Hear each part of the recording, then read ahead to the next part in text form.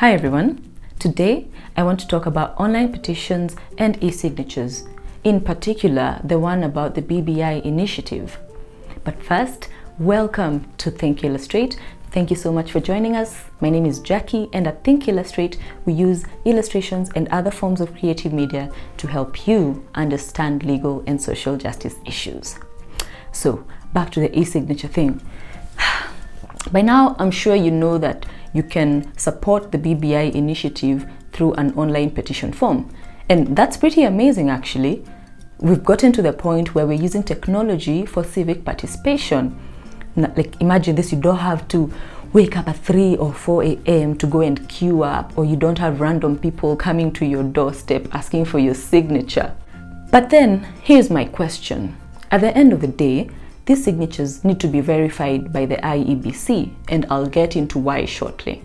So the main question is, how are you planning to verify these signatures? I'm asking this because, well, Kenyans being Kenyans, we decided to be funny and pull stunts like this. This is what we do when we're given responsibility, yeah? I know this is quite some artistic talent, but I'm worried that IEBC may actually consider this to be a legitimate endorsement of this BBI initiative. And you know, it's a pretty serious thing we're talking about here.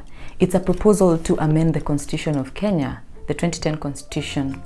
And in order to do this, signatures need to be collected, and IEBC needs to verify the signatures. But why is it important to verify all these signatures? Why are we collecting signatures in the first place? And what will happen if the proponents of the constitutional amendment actually succeed in collecting the 1 million signatures? To answer these questions, let me take you back to March 2018. We may or may not know how BBI all started. It was after the 2017 general election, when violence had started springing up, people protesting the results of the elections. So the two main opponents, that is Raila Odinga and Uhuru Kenyatta, decided to put an end to the violence by shaking hands and launching this BBI, or the Building Bridges Initiative. Apparently, it's supposed to help us realize that we can be united as Kenyans. We don't have to fight over elections anymore. Kenya, where everyone has an equal chance at prosperity, etc., etc. So it all culminated in a report that was giving recommendations on how we can change the issues that affect us as a country. And the main recommendation was constitutional amendment. Now, what do we need for the Constitution to be amended? If you look at Articles 255, 256, and 257 of this Constitution, it shows us the process. But for this particular BBI issue, we're looking at Article 257, which says that the Constitution can be amended through a popular initiative. But what does popular initiative mean?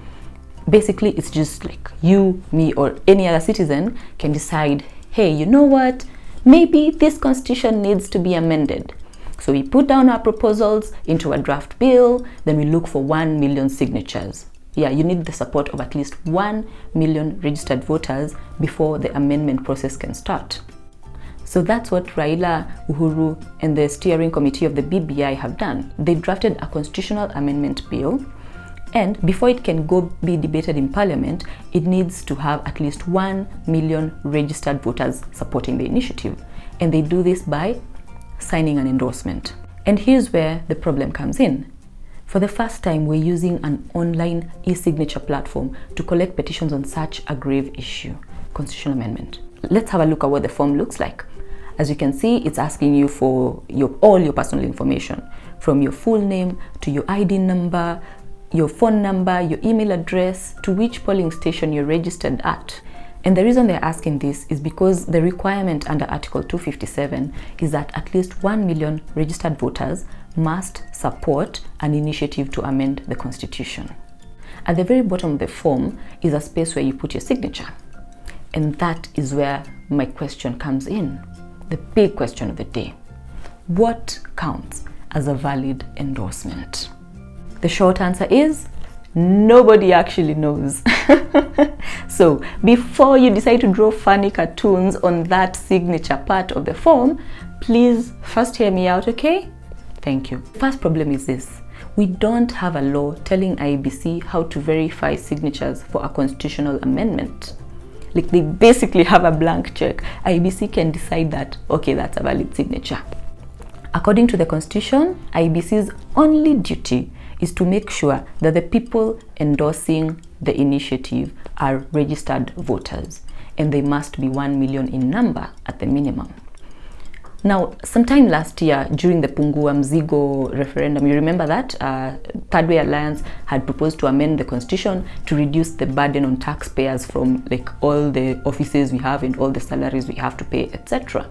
So a bill was presented before Parliament called the Referendum Bill, which was supposed to guide how do we conduct a referendum. But even that bill didn't answer the question of verifying signatures. The only requirements it had was 1, that it is 1 million signatures.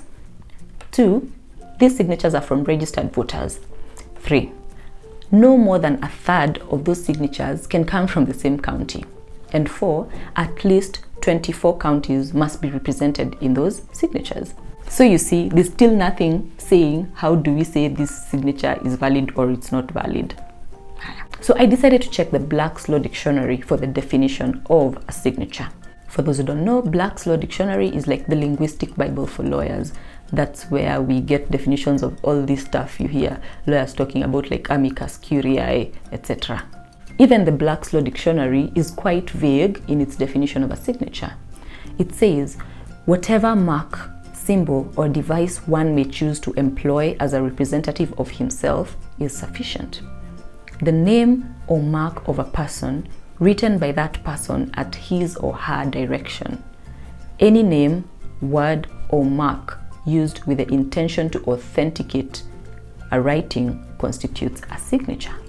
Now you can see where the danger is, yeah? As long as you filled all those forms marked with a red star, your name, your number, all the information, and then you just put whatever mark, whether it's a cartoon, whether it's a smiley face, whether it's your actual signature, there's a danger that this can be interpreted as endorsing the amendment bill.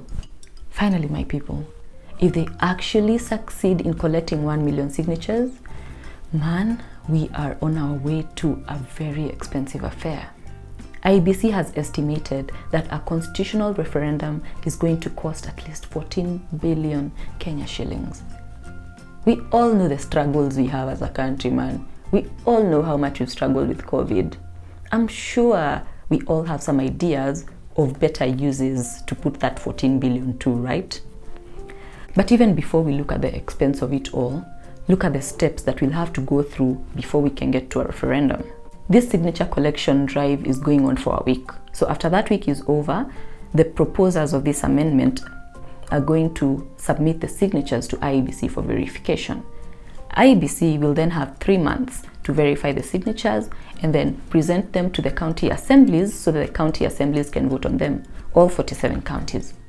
Now, the county assemblies will have 30 days to decide whether they approve the bill or not. So the threshold is for 24 counties to approve it. If they approve it, then they submit it to Parliament and say, yo, what's up? We have approved this bill. Now it's your turn to debate it. So Parliament, both houses, Senate and the National Assembly, are going to debate on the bill. And they have to approve it by a 2/3 majority. But then also, they have to wait a minimum of 90 days between the first reading and the second reading. This is to allow time for public participations, Kenyans to give their views on whether they want this amendment to go through or not. Now, if both houses of Parliament don't pass the bill, then guess what? We still have to go for a referendum. So it's up to us, Kenyans, to decide on the ballot whether we want the constitution amended or not. And this is where the 14 billion shillings will come in, if not more, probably more. And you know what? I haven't even mentioned the fatigue, the mental torture, and the expense that comes with campaigning and elections in this country. So now, guys, honestly, why don't we just save ourselves the mental torture, the fatigue, the expense, and just stop playing jokes with this online form? At least until we are sure that IEBC won't say that this picture of a COVID pig is a valid endorsement. Thanks for listening. So if you like to learn about legal stuff, please hit the subscribe button, tell a friend to tell a friend to tell a friend, and share. And as always, please drop your comments below. I'd love to hear your thoughts on the constitutional amendment bill and if you support it, and if not, why? If yes, why? Until next time, thanks for joining us. Cheers!